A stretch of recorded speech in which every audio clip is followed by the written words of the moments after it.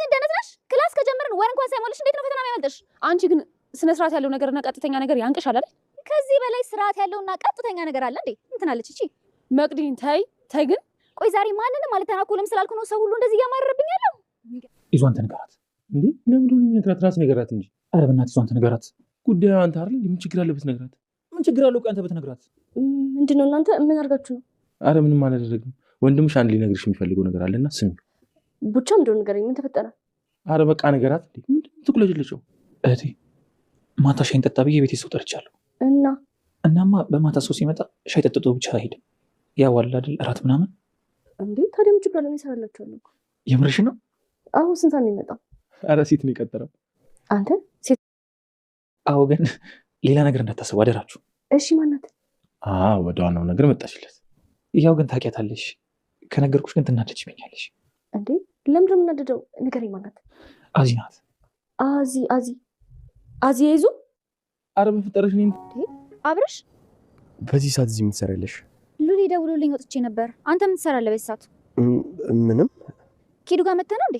አዎ ነበር፣ ግን ስልክ አታነሳልኝም። ለምንድን ነው የማታነሳልህ? እኔ እንጃ፣ ምናልባት አኩርፎ ይሆናል። ሄሎ፣ ወይ ኪዱ አይሰማሽም? ይሰማል። ምን አልሽኝ? አይ አብርሽ ከሆነ ደውሎልኝ ስልክ አታነሳም ሲለኝ ምን ተፈጠረ ብዬ ነው የደወልኩልሽ። ስላላየሽ ነው ያላነሳሽው? ኧረ አይደለም፣ ስላልፈለኩ ነው። ማለት አሁን ደህና ነኝ። ምንም አይነት ጭቅጭቅ አልፈልግም። ምንድን ነው ያደረጉት? አንቺ ምንም አላደረግሽም። ደህና ደሪ።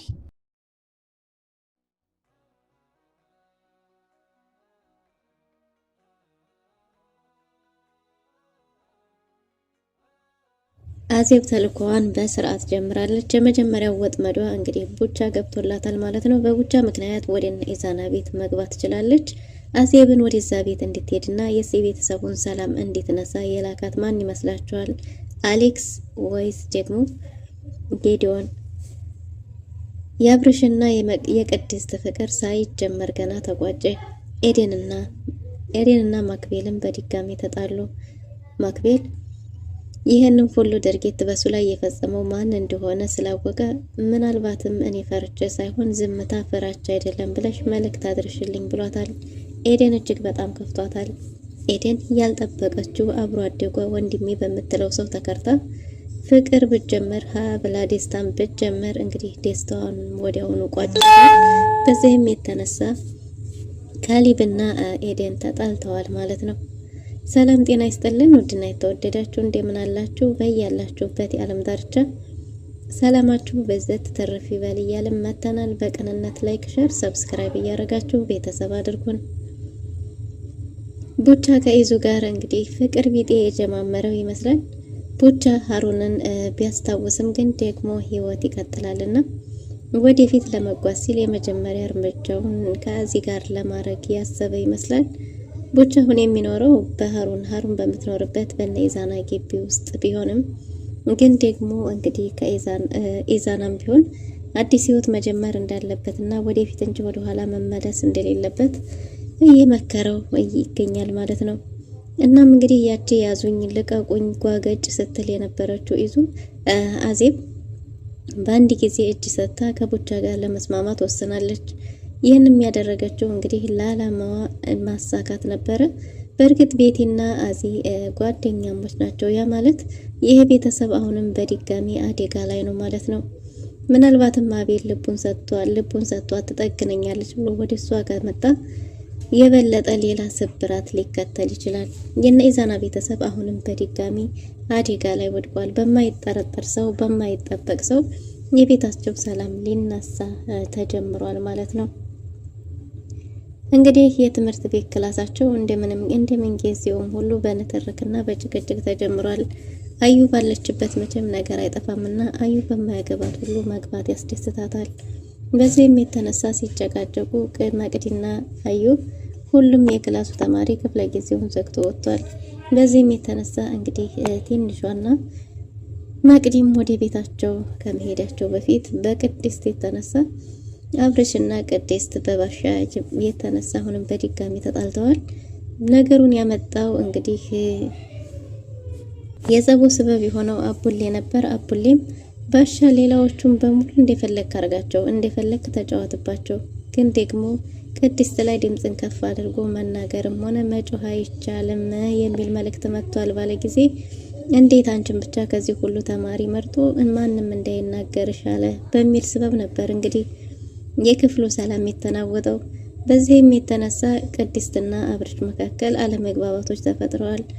አለመግባባታቸውን በንግግር ከመፍታት ይልቅ በጭቅጭቅ ነገሮቹን አክረዋቸዋል ማለት ነው። ቅድስትን በቃኝ ብላ ክፍለ ጊዜውን ለቃ ወጣለች። በዛም የተነሳ አንዳንድ በማለት ሁሉም የክላስ ተማሪ ወጥቷል። መንገድ ላይ ያገኘ ኤደን ማክቤልን ስትጠባበቅ በነበረበት ጊዜ እንግዲህ ቅድስትንና መቅዲን አግኝታለች ማለት ነው።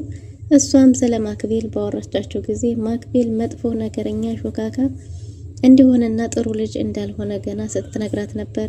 ግን ደግሞ ኤደን የምታውቀውን ማክቤል ስላልመሰላት ስለሌላ ማክቤል እየተወራላት ያህል ነበር የመሰላት።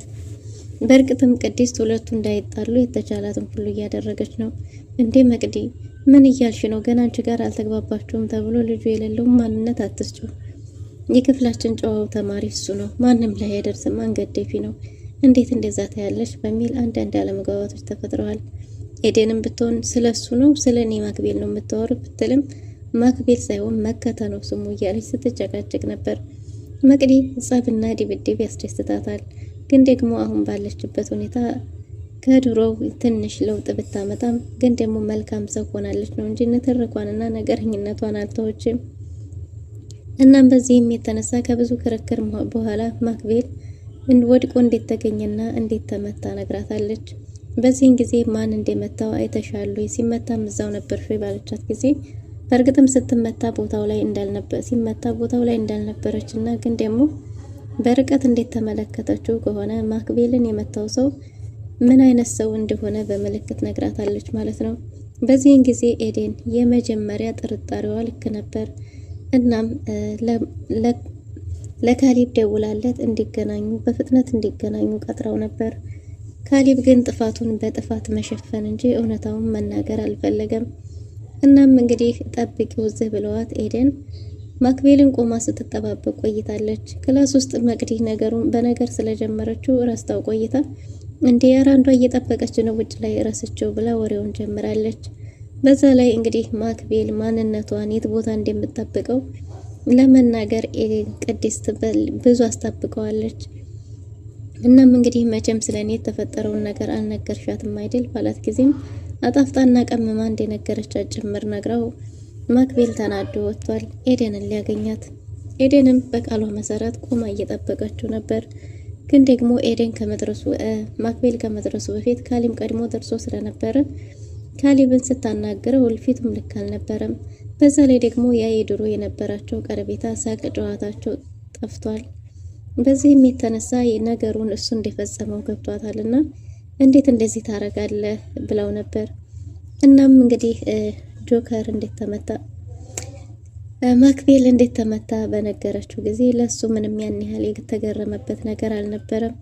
ጥርጣሬዋን እንዲታረጋግጥ አድርጓታል። ግን ደግሞ እንግዲህ ለምን አልገረመህም? የት እንዴት ተመታ ወይ ማን እንደመታው ለምን አልጠየከኝም እያለችው ነበር።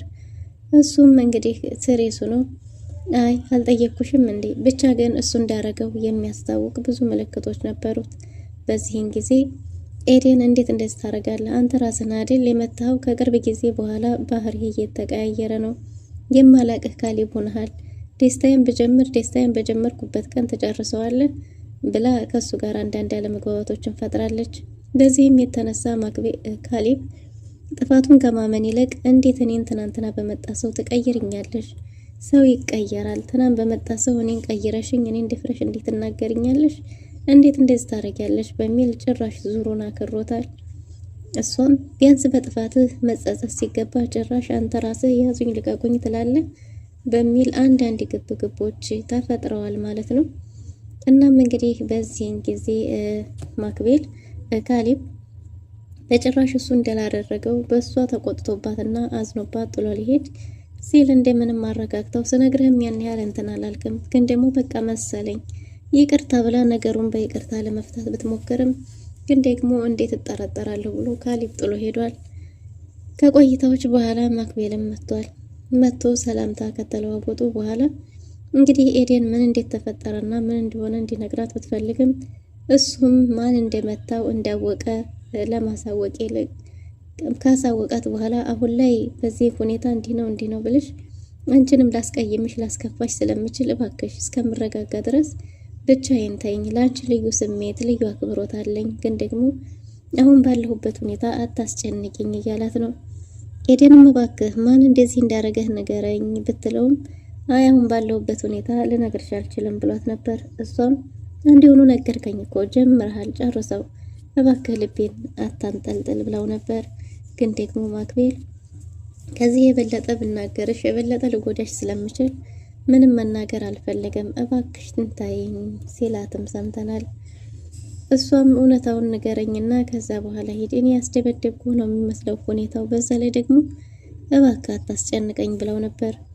እሱም ከዚህ የተለየ ልልምለው ነገር የለም፣ ግን ደግሞ እምልሽ ነገር ቢኖር ምንድን ነው ፍራቻ፣ ዝምታ ፍራቻ አይደለም፣ መታገስ ፍራቻ አይደለም። ካልሆነ ግን ከዚህ በኋላ እንደ ወንዶች ብናወራ ይሻላል። ከኋላ እንደ ፈሪ መተህ በጨለማ ተገናርገህ መደባደብህን አቁም።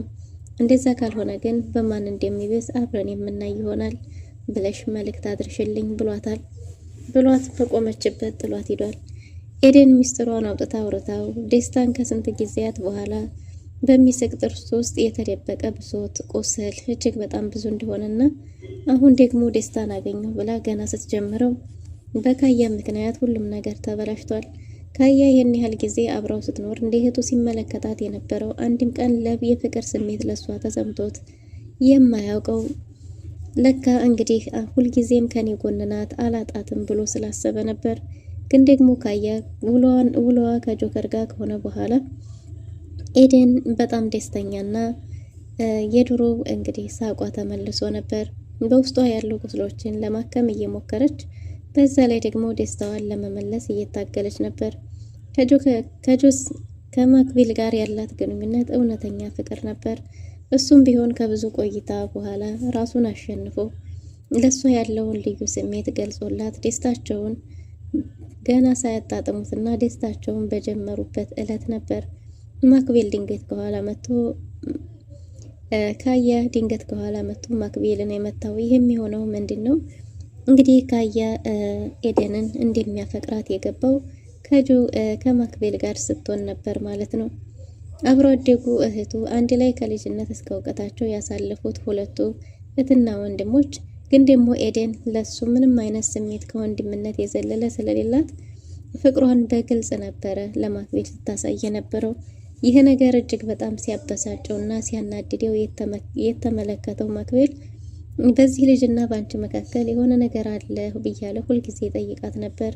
ደግሞ ኤደን እንዴት ወንድሜን በዚህ ልክ ትጠረጥረዋለህ? አንተ የማትፈልገኝ ከሆነ ከጎንህ ልርቅልህ እችላለሁ እንጂ እንዴት ወንድሜን እንደዚህ በማይሆን ነገር ትጠረጥረዋለህ? እያለች ሁልጊዜ ተወቃሽ ታደርገው ነበር።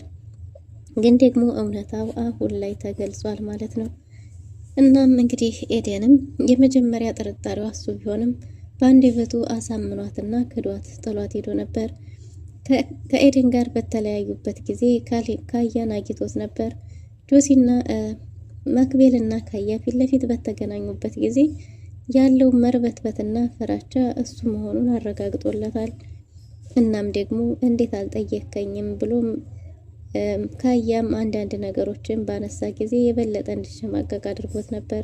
ሌላ ስሜት ውስጥ ሆኜ የሚሄድበት ቦታ ስለነበረኝ ብሎ ሀሳቡን ቀይሮ ከማክቤል አጠገብ መሸሽ ችሏል ማለት ነው። ግን ደግሞ ካያ እሱ ራሱ እንዳደረገው እርግጠኛ ሆኖ እንግዲህ ማክቤል አውቋል፣ በእርግጠኝነት አውቋል። በሌላ በኩል ኤደን በቅድስትና በአብርሽ መካከል እንግዲህ ያለው ጭቅጭቅ የበለጠ እየሰፋ መጥቷል። ይሄ የሚሆነው ምንድነው? ባሻ ላንቺ ልዩ ትኩረት ያለው የተለየ ስሜት ስላለው ነው በሚል እሷም ደግሞ እንዴት በባሻ እጠረጠራለሁ? ባሻ እኮ ትልቅ ሰው፣ የልጆች አባት፣ በዛ ላይ ደግሞ እኔ ለሱ ከልጅም በታች የማንስ ነኝ። ስለዚህ እንዴት በሱ እጠረጠራለሁ? የሚሉ አንዳንድ ያለመግባባቶች ተፈጥረዋል። ግን ደግሞ አብርሽ ይሄ ስሜት አንቺ ጋር ቢኖርም እሱ ጋር ያለው ስሜት እንደዚህ ሊሆን አይችልም። ስለዚህ ከሌሎች ተማሪዎች የተለየ ቀረቤታ ከአንቺ ጋር እንዲኖረው አልፈልግም። በዚህ የተነሳ አለመግባባታቸው ሰፍቶና አድጎ ትልቅ ደርሷል። ውጭ ላይ ስጠብቃቸው በነበረ ጊዜ እንግዲህ አብርሽ ሊያናግራት ቢሄድም እሷ ግን ማንንም አልፈልግም ብላ ጥላቸው ሄዳለች። ትንሿና መቅዲ አንድ ላይ ቆመው ከጠበቁት በኋላ ነገሩ ስር እንዳይሰድና እንዳይሰፋ አሁኑኑ ሄዶ ይቅርታ እንዲጠይቃት በግልጽ አውርተዋል ማለት ነው። አብርሽም የነሱን ሀሳብ ሰምቶ በተደጋጋሚ ስልክ ቢደውልላት ሊያገኛት ቢፈልግም ቃል በገባችለት መሰረት ተገናኝተን ግንኙነታችን ውጤታማ ካልሆነ ወይም ደግሞ ፍቅር አዘል ካልሆነ በፍቅር መለያየት ይሻላል ብለው ነበር ጥላ ሄደችው። ቃሏን ለመተግበር እየሞከረች ያለ ይመስላል። ስለዚህ የሁል ጊዜ ጥያቄዋ አንተ ተቀይረሃል፣ አንተ ልብ ወሌላ ሸፍቷል የሚል ነው። በዚህም የተነሳ ምክር ሰምቶ ይቅርታ ለመጠየቅ ቢያስብም ቅድስትን በጭራሽ ሊያገኛት ፈቃደኛ አይደለችም። በሌላ በኩል ኢዙና አዜብ ቡቻና አዜብ አሁን ደግሞ ቦታው ሰፈሯ ድረስ እንግዲህ እነሱ ወክ ሲያደርጉ እሷም ስትከታተላቸው በነበረው ቦታ ድረስ ሄደው ተገናኝተዋል። አዚቴ እንግዲህ በአሁኑ ለቡቻ የተለየ ስሜት ያላት የሚያስመስል ግን ደግሞ ቤተሰቧን ስለምታከብር እናቷን ስለምትፈራ እንጂ መንገድ ለመንገድ መታየት የማትፈልገው ቤታቸው ድረስ ሰተት ብላ ለመሄድ እንዳሰበች እንግዲህ ተናግራለች። ቡቻም በቤቱ ሊጋብዛት ተስማምቷል። ይሄ ነገር ግን ለትንሿ እንደማይዋጥላትና ኢዛናም ቢሆን ቤት ውስጥ መሆን እንዳልነበረበት ቢናገርም አይ በቤት ይሻላል፣ ግን ደግሞ ቤቱ ብዙ ትውስታ ቢኖረውም ግን ደግሞ እንደምንም ህይወት ይቀጥላልና በቤቴ ልጋብዛት እፈልጋለሁ ብሎ የራት ፕሮግራሙን ትንሿ እንድታዘጋጅላቸው ተነግሯል ማለት ነው። ትንሿ ግን ለአንዴና ለመጨረሻ ጊዜ ነው እንጂ ከሷ ጋር ላይ ራሱ አልፈልግም፣ ያችን ልጅ እኔ በጭራሽ አልወዳትም የሚል ሀሳብ አንስታለች። እሺ ብለው ቡቻና ኢዙም ለመጨረሻ ጊዜ በዚህ ተስማምተዋል ማለት ነው። መቅዲ ከአቤል ጋር ተቀጠሮ ስለነበራት በምሽቱ ወጥታለች። አብርሽንም እዛው ባገኘችው ጊዜ ወዴት እየሄደ እንደሆነ ብትጠይቀውም ቅድስትን ይቅርታ ሊጠይቃት መጥቶ እንዳላገኛት ሲነግራት ደውልላት ስትለው ደውዬ ነበር አታነሳም ስትል አላመነችውም ነበር እና እሷ ለማረጋገጥ በደወለች ጊዜ እንግዲህ እንደማትፈልገውና ስለማትፈልገው እንደሆነ ስልክ ያላነሳችው በተናገረች ጊዜ መቅዲ በጣም ተደናግጣለች። አጠፋው የሚል ስሜት ነበረባት። ግን ደግሞ እንግዲህ አብርሽ እውነታው ይሄው ነው፣ ምንም ያጠፋሽው ነገር የለም ብሎ እጅግ በጣም አዝኖ ወደ ቤቱ ተመልሷል። ሉላና መቅዲ ተቀጣጥረዋል። እንግዲህ አዚቴም ቡቻ ሊቀበላት ከመሄዱ በፊት ከወንድሜ ከምትለው ሰው ጋር ስልክ እያወራች ትገኛለች። ወደዛ ቤተሰብ የምትገባው እንግዲህ ቡቻን ብላ ቢሆንም ግን ደግሞ የራሷ እቅድና ሴራ እንዳላት ስትናገርና ማንነቷን ደብቃ ከዛ ቤተሰብ ጋር ወዳጅ መስላ ቤተሰቡን ለመበቀል እንዲያሰበች ተናግራለች። የራት ፕሮግራሙም ቡቻ መጥቶ ተቀብሏታል። ምን ሊፈጠር ይችላል? አዜብንስ ላካት ጆሲ ወይ